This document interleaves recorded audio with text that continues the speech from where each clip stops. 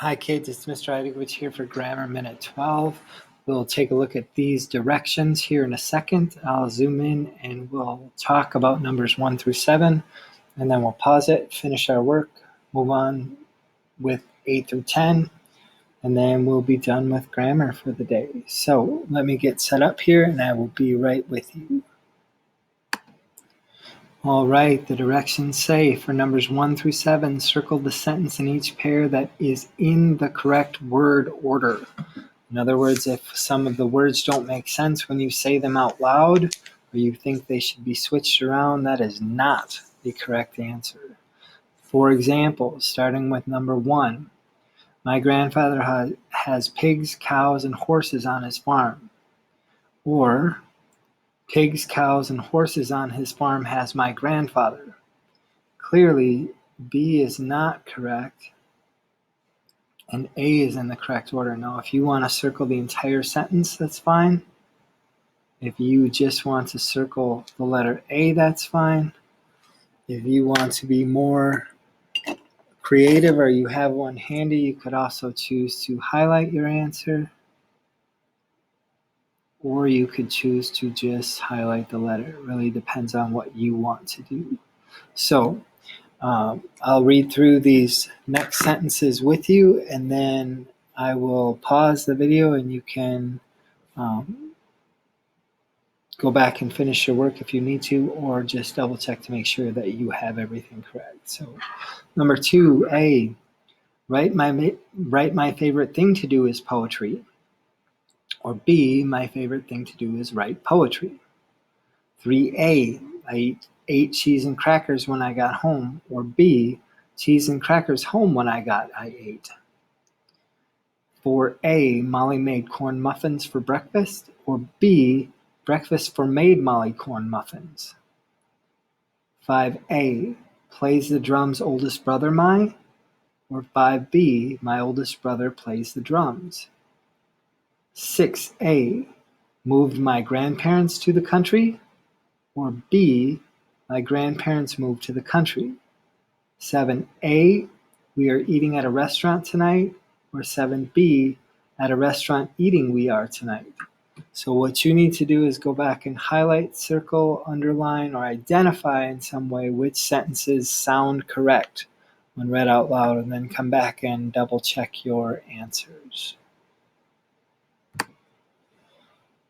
A little bit slower now, or you can pause the video so you can see the answers, but number 1 is A, 2 is B, 3 is A, 4 is A, 5 is B, 6 is B, 7 is A. And again, if you want to just pause it and double check yours with mine, that would be great too.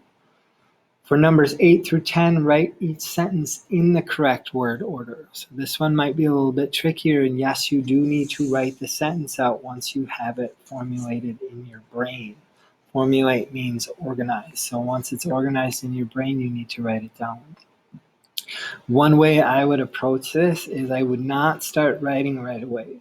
I would read the sentence, Thomas line leader is a good.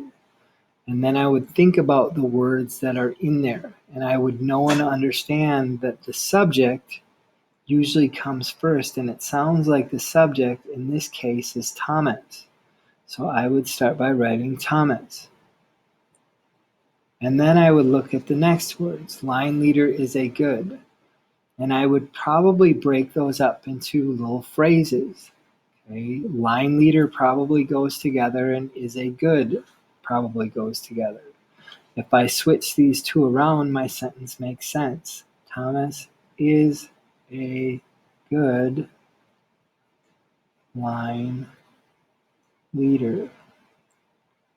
Those are just some little tricks to use as you figure this out, because we have been talking about subjects and predicates. So if you can find out or figure out what the subject is, that's probably going to come first. And then there's going to be a verb. In this case, it's a little bit tricky because it's is, but they're describing him as a line leader. So the next sentence is the market at milk I got. You can go ahead and write that sentence here once you unscramble it. And then number 10, his arm playing football gym broke. you can unscramble that one and write it here. And I will go ahead and do that now. If these parts confuse you, don't use them. That's no big deal. Some of you might just be able to read it and figure it out and unscramble it. But if you need some kind of way to organize it, having the subject first and then a verb is a good way to do that if you know what those things are. Otherwise, just trust your own voice and say them out loud until you get it right. Now that you're back, you can see my sentences after unscrambling them. Number 9, I wrote, I got milk at the market. And number 10, I wrote, Jim broke his arm playing football. So your sentences should look like that. Thanks for listening, kids, and have a great rest of your day. I'll see you at 10 o'clock today for our morning meeting and our reading. I'll see you at 10 o'clock today for our reading test, and I'll see you at morning meeting. But remember, there's no math live lesson today. There's no live math lesson today. So after our 10 o'clock reading test, there are no more live classes today. Thanks, kids. Bye.